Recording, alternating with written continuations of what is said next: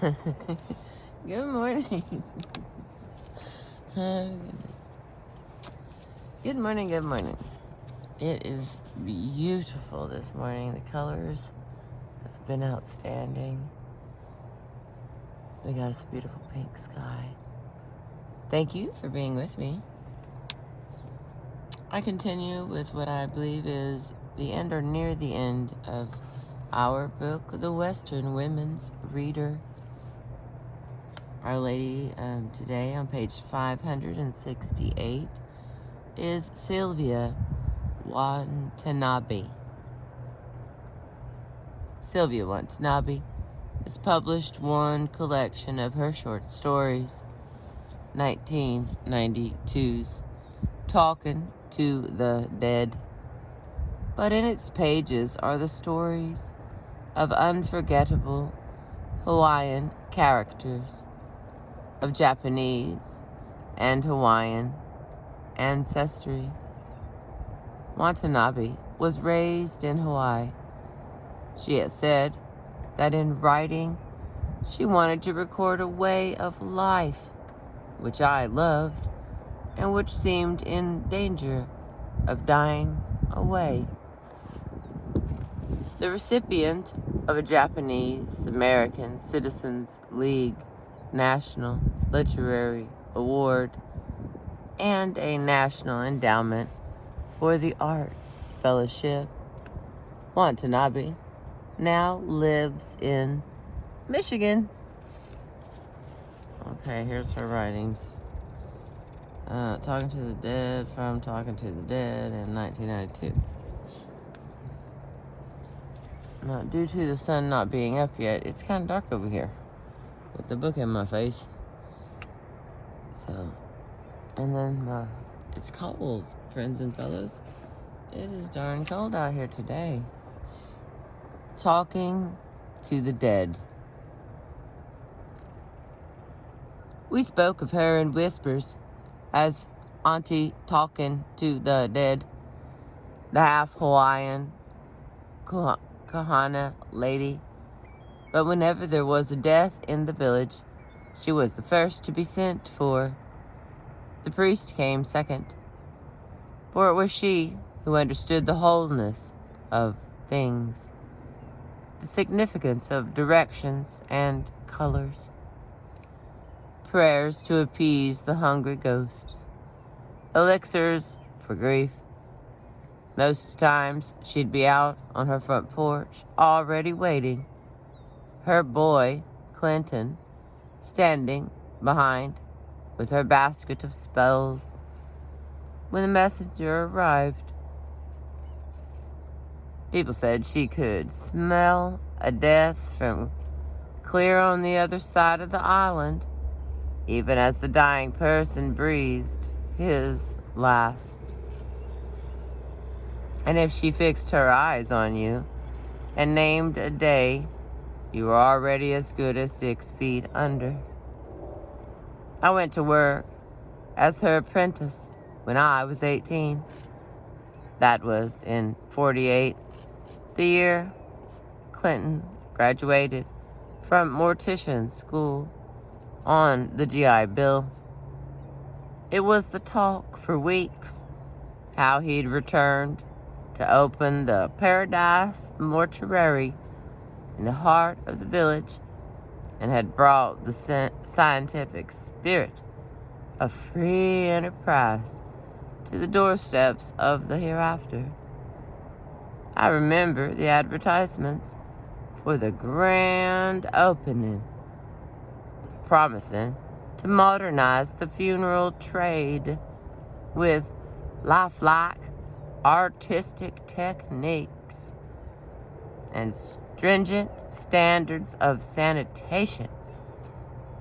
The old woman who had waited out the war for her son's return stoically took his defection.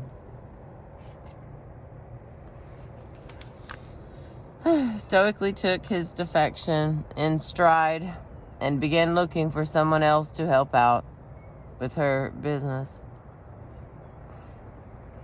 At the time, I didn't have many prospects. More schooling didn't interest me, and my mother's attempts at marrying me off inevitably failed when I stood to shake hands with a prospective bridegroom and ended up towering a foot above him. It would be bad enough if she just looked like a horse, I heard one of them complain. But she's as big as one, too. My mother dressed me in navy blue, on the theory that dark colors make things look less conspicuous. Yuri, sit down, she'd hiss, tugging at my skirt. Again with this lighting on. She'd hiss, tugging at my skirt as the decisive moment approached. I'd nod, sip my tea, smile through the introductions and small talk, till the time came for sealing the bargain with handshakes. Then, nothing on earth could keep me from getting to my feet. The go-between finally suggested that I consider taking up a trade. After all, marriage isn't for everyone, she said. My mother said that. That was a fact which remained to be proven. But meanwhile, it wouldn't hurt if I took in sewing or learned to cut hair. I made up my mind to apprentice myself to Aunty talking to the dead. The old woman's house was on the hill behind the village, just off the road to Chicken Fight Camp. She lived in an old plantation worker's bungalow with peeling green and white paint and a large, well-tended garden, mostly of flowering bushes and strong-smelling herbs. Well, aren't you a big one? A voice behind me said. I startled and turned. It was the first time I had ever seen her up close. Hello, Miss Dead, I stammered. She was a little under 5 feet and wrinkled. Everything about her seemed the same color. Her skin, her lips, her dress. Everything was just a slightly different shade of the same brown-gray, except her hair, which was absolutely white, and her tiny eyes, which glinted like metal. For a minute, those eyes looked me up and down. Here? She said, finally thrusting an empty rice sack into my hands. 4, collecting salt. Then she started down the road to the beach.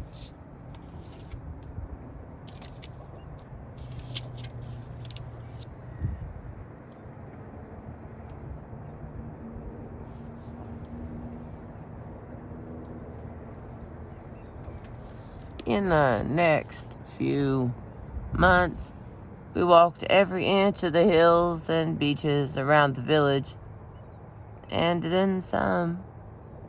I struggled behind, laden with strips of bark and leafy twigs, while Aunty marched 3 steps ahead, chanting, This is that to bring sleep. It must be dried in the shade on a hot day. This is noni for the heart, and awa for every kind of grief. This is uhala with the deep roots. If you are like that, death cannot easily take you. This is where you gather salt to preserve a corpse. I hear her still. This is where you cut to insert the salt. Her words marked the places on my body one by one. That whole first year, not a day passed when I didn't think of quitting. I tried to figure out a way of moving back home without making it seem like I was admitting anything. You know what people are saying, don't you? My mother said, lifting the lid of the bamboo steamer and setting a tray of freshly steamed meat buns on the already crowded table before me. It was one of my few visits since my apprenticeship, though I'd never been more than a couple of miles away, and she had stayed up the whole night before cooking. She had prepared a canned ham with yellow sweet potatoes, wing beans with pork, sweet and sour, mustard cabbage, fresh raw yellowfin, pickled eggplant, and rice with red beans. I had not seen so much food since the night she tried to persuade Uncle Mongoose not to volunteer for the army. He went anyway, and on the last day of training, just before he was to be shipped to Italy, he shot himself in the head while cleaning his gun. I always knew that boy would come to no good, was all Mama said when she heard the news.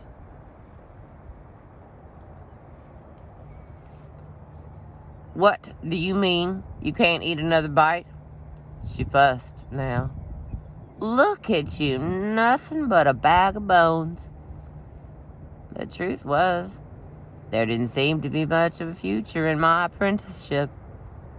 In 11.5 months, I had memorized most of the minor rituals of mourning and learned to identify a couple of dozen herbs and all their medicinal uses. But I had not seen, much less gotten to practice on a single honest-to-goodness corpse. People live longer these days, Aunty claimed. But I knew it was because everyone, even from the villages across the bay, had begun taking their business to the Paradise Mortuary. The single event that had established Clinton's monopoly was the untimely death of old Mrs. Parmiter, the plantation owner's mother-in-law, who choked on a fishbone in the salmon mousse during a fundraising luncheon for famine relief. Clinton had been chosen to be in charge of the funeral. After that, he'd taken to wearing three-piece suits as a symbol of his new respectability and was nominated as a Republican candidate for the village council.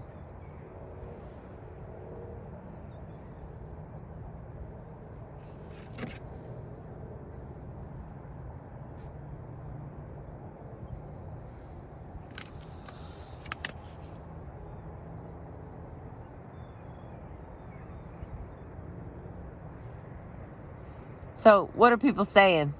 I asked, finally pushing my plate away. This was the cue that Mama had been waiting for.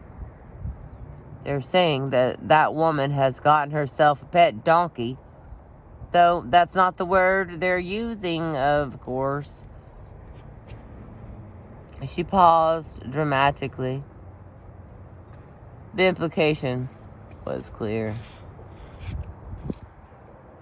I began remembering things about living in my mother's house. The navy blue dresses, the humiliating weekly tea ceremony lessons at the Buddhist temple. Give up this foolishness, she wheedled. Mrs. Koyama tells me the barbershop lady is looking for help. I think I'll stay right where I am, I said. My mother fell silent. Then she jabbed a meat bun with her serving fork and lifted it onto my plate. Here, have another helping, she said.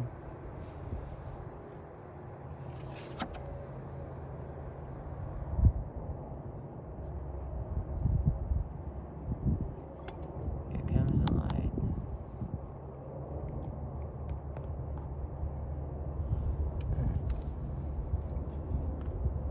A few weeks later, Aunty and I were called outside the village to perform a laying out. It was early afternoon when Sheriff Kanoi came by to tell us that the body of Mustard Hayashi, the eldest of the Hayashi boys, had just been pulled from an irrigation ditch by a team of field workers. He had apparently fallen in the night before, stone drunk, on his way home from the La Hula Rumba bar and grill. I began hurrying around, assembling Auntie's tools and potions, and checking that everything was in working order. But the old woman didn't turn a hair. She just sat calmly, rocking back and forth, and puffing on her skinny, long-stemmed pipe. "Yuri, you stop that rattling about back there," she snapped, then turned to the sheriff. "My son Clinton could probably handle this. Why don't you ask him?" Sheriff Kanoi hesitated before replying. "This looks like a tough case that's going to need some real expertise." Auntie stopped rocking. "That's true. It was a bad death," she mused. "Very bad," the sheriff agreed. "The spirit is going to require some talking to," she continued. "You know, so it doesn't linger. And the family asked especially for you," he added. No doubt because they didn't have any other choice, I thought. That morning, I'd run into Chinky Malloy, the assistant mortician at the Paradise. So I happened to know that Clinton was at a mortician's conference in Los Angeles and wouldn't be back for several days. But I didn't say a word. When we arrived at the Hayashis, Mustard's body was laying on the green formica table in the kitchen. It was the only room in the house with a door that faced north. Auntie claimed that a proper laying out required a room with a north-facing door, so the spirit could find its way home to the land of the dead without getting lost. Mustard's mother was leaning over his corpse, wailing, and her husband stood behind her, looking white-faced and absently patting her on the back. The tiny kitchen was jammed with sobbing, nose-blowing mourners, and the air was thick with the smells of grief, perspiration, ladies' cologne, the previous night's cooking, and the faintest whiff of putrefying flesh. Auntie gripped me by the wrist and pushed her way to the front. The air pressed close, like someone's hot, wet breath on my face. My head reeled and the room broke apart into dots of color. From far away, I heard somebody say, "It's Auntie talking to the dead." Make room," another voice called. I looked down.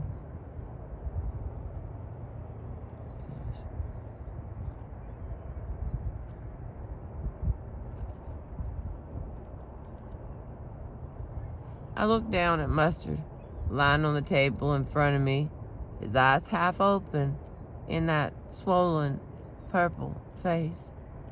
The smell was much stronger up close, and there were flies everywhere. We'll have to get rid of some of this bloat, Auntie said, thrusting a metal object into my hand. People were leaving the room. She went around to the other side of the table. I'll start here, she said. You work over there. Do just like I told you. I nodded. This was the long-awaited moment. My moment. But it was already the beginning of the end. My knees buckled and everything went dark. Auntie performed the laying out alone and never mentioned the episode again. But it was the talk of the village for weeks. How Yuri Shimbakuro, assistant to Auntie talking to the dead, passed out under the Hayashi's kitchen table and had to be tended by the grief-stricken mother of the dead boy. My mother took to catching the bus to the plantation, store 3 villages away, whenever she needed to stock up on necessities. You're my daughter. How could I not be at your side? Was the way she put it. But the air buzzed with her unspoken recriminations. And whenever I went into the village, I was aware of the sly laughter behind my back. And Chinky Malloy smirking at me from behind the shutters of the Paradise Mortuary.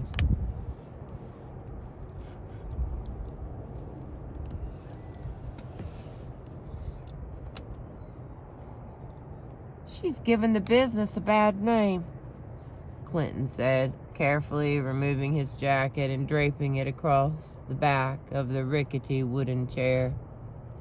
He dusted the seat, looked at his hand with distaste, before wiping it off on his handkerchief, then drew up the legs of his trousers and sat. Auntie retrieved her pipe from the smoking tray next to her rocker and filled the tiny brass bowl from a pouch of Bull Durham. I'm glad you found time to drop by, she said. You still going out with that skinny white girl?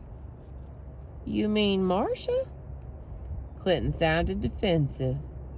Sure, I see her sometimes, but I didn't come here to talk about that. He glanced over at what I was sitting on the sofa. Glanced over to where I was sitting. You think we could have some privacy? Auntie lit her pipe and puffed. Yuri's my right-hand girl. Couldn't do without her. The Hayashis probably have their own opinion about that. Auntie dismissed his insinuation with a wave of her hand. There's no pleasing some people, she said. Yuri's just young. She'll learn. She reached over and patted me on the knee, then looked him straight in the face, like we all did. Clinton turned red. Damn it, Mama, he sputtered. This is no time to bring up the past. What counts now and right now? Your right-hand girl is turning you into a laughing stock. His voice became soft, persuasive. Look, you've worked hard all your life, and you deserve to retire. Now that my business is taking off, I can help you out. You know, I'm only thinking about you. About the election to village council, you mean? I couldn't help it. The words just burst out of my mouth. Auntie said, You considering, going into politics, son? Mama, wake up, Clinton hollered, like he'd wanted to all along. You can talk to the dead till you're blue in the face, but ain't no one listening. The old ghosts have had it. You either get on the wheel of progress or you get run over. For a long time after he left, Auntie sat in her rocking chair next to the window, rocking and smoking, without saying a word, just rocking and smoking, as the afternoon shadows spread beneath the trees and turned to night. Then she began to sing, quietly at first, but very sure. She sang the naming chants and the healing chants. She sang the stones and trees and stars back into their rightful places. Louder and louder she sang, making whole what had been broken. Everything changed for me after Clinton's visit. I stopped going into the village and began spending all my time with Aunty talking to the dead. I followed her everywhere, carried her loads without complaint, memorized remedies and mixed potions till my head spun and I nearly went blind. I wanted to know what she knew. I wanted to make what had happened at the Haishis go away, not just in other people's minds, not just because I'd become a laughingstock, like Clinton said, but because I knew that I had to redeem myself for that one thing, or my moment, the single instant of glory for which I had lived my entire life, would be snatched beyond my reach forever. Meanwhile, there were other layings out. The kite maker who hanged himself, the crippled boy from Chicken Fight Camp, the vagrant, the blind man, the blind man's dog. Do like I told you, Auntie would say before each one. Then give it time when it was done. But it was like living the same nightmare over and over. Just one look at a body and I was done for. For 25 years, people in the village joked about my indisposition. Last fall, my mother's funeral was held at the Paradise Mortuary. While the service was going on, I stood outside on the cement walk for a long time, but I never made it through the door. Little by little, I'd begun to give up hope that my moment would ever arrive. Then a week ago, Auntie caught a chill gathering awa in the rain. The chill developed into a fever, and for the first time since I'd known her, she took to her bed.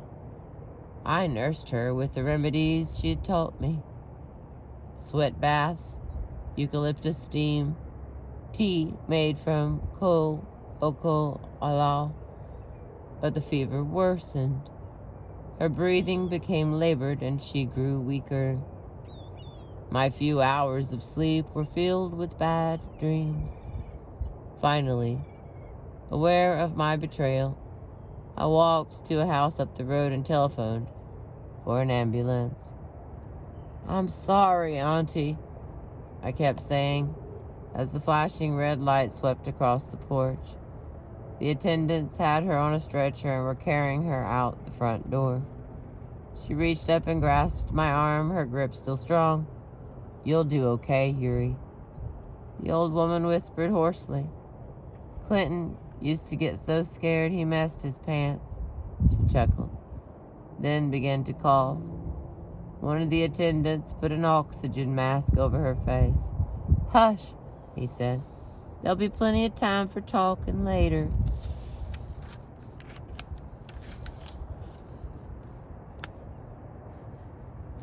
On the day of Auntie's wake, the entrance to the Paradise Mortuary was blocked. Workmen had dug up the front walk and carted the old concrete tiles away. They'd left a mound of gravel on the grass, stacked some bags of concrete next to it, and covered the bags with black tarps. There was an empty wheelbarrow parked to one side of the gravel mound. The entire front lawn had been roped off, and a sign had been put up that said, "Please follow the arrows around to the back. We are making improvements in paradise." Signed to the management. My stomach was beginning to play tricks, and I was feeling shaky. The old panic was mingled with an uneasiness which had not left me ever since I decided to call the ambulance. I kept thinking that it had been useless to call it since she had gone and died anyway. Or maybe I had waited too long.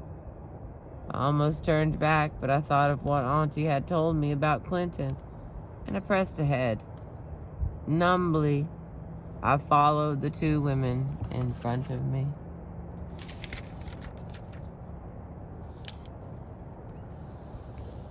So old Aunty talking to the dead has finally passed on.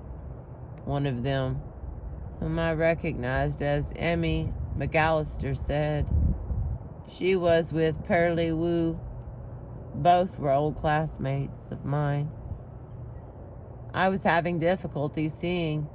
It was getting dark and my head was spinning so. "How old do you suppose she was?" Pearlie asked. "Gosh, even when we were kids, it seemed like she was at least 100, Emmy said. Pearlie laughed. "The undead, my brother used to call her. When we misbehaved," Emmy said. "Our mother always threatened to abandon us on the hill where Aunty lived. Mama would be beating us with a wooden spoon and hollering, 'This is going to seem like nothing then.'" Aunty had been laid out in a room near the center of the mortuary.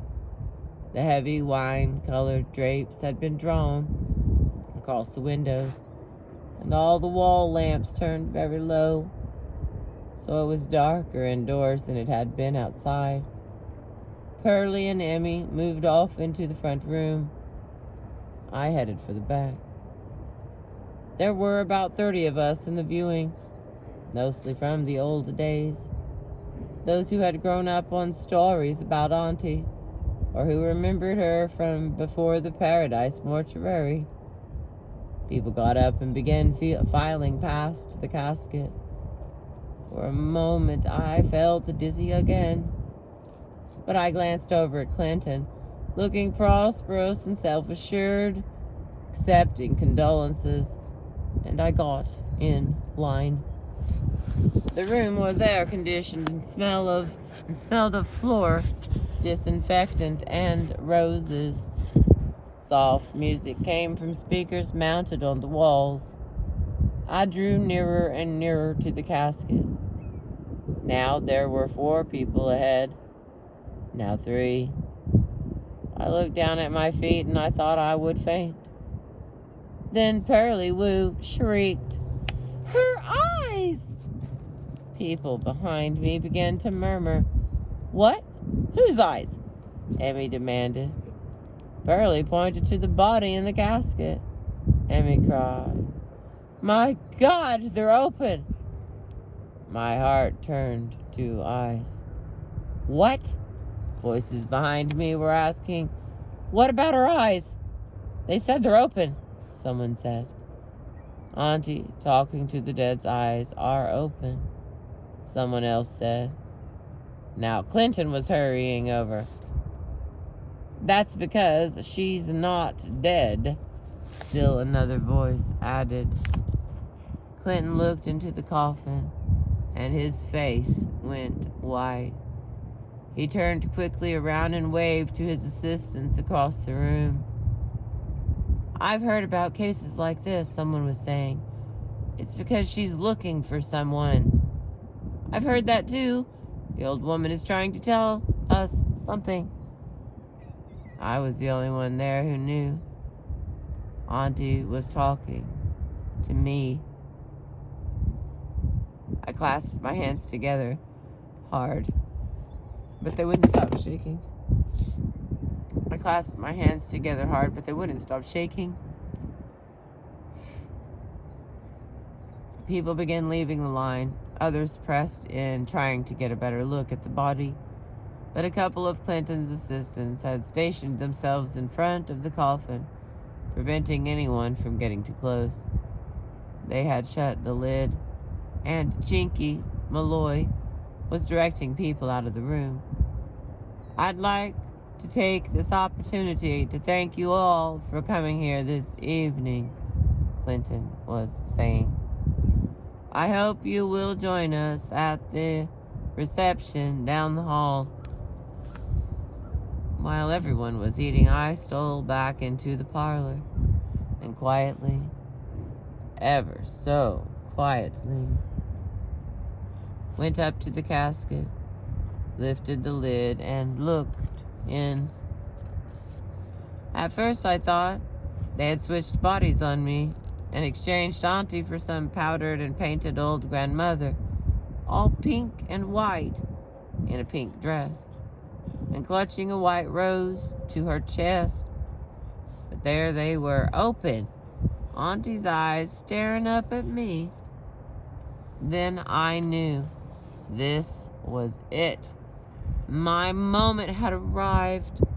Auntie, talking to the dead, had come awake to bear me witness. I walked through the deserted front rooms of the mortuary and out the front door. It was night. I got the wheelbarrow, loaded it with one of the tarps covering the bags of cement, and wheeled it back to the room where Auntie was. It squeaked terribly, and I stopped often to make sure no one had heard. From the back of the building came the clink of glassware and the buzz of voices. I had to work quite quickly. People would be leaving soon. But this was the hardest part. Small as she was, it was very hard to lift her out of the coffin. She was horribly heavy and unyielding as a bag of cement. I finally got her out and wrapped her in the tarp. I loaded her in the tray of the wheelbarrow. Most of her, anyway. There was nothing I could do about her feet sticking out the front end. When I wheeled her out to the mortuary across the village square and up the road, home.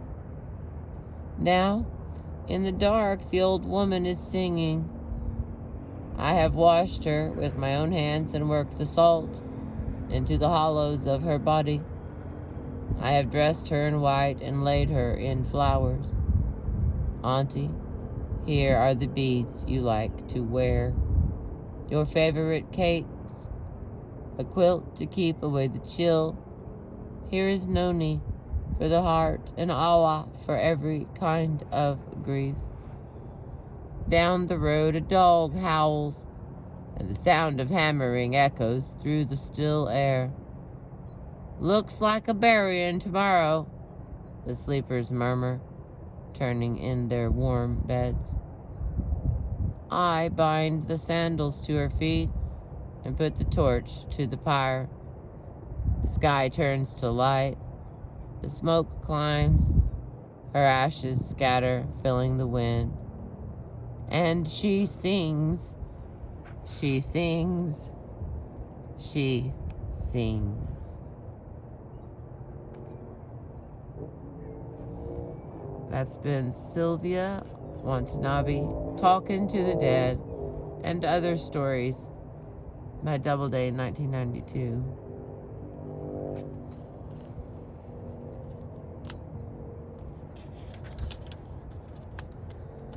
Wow. Didn't see that ending.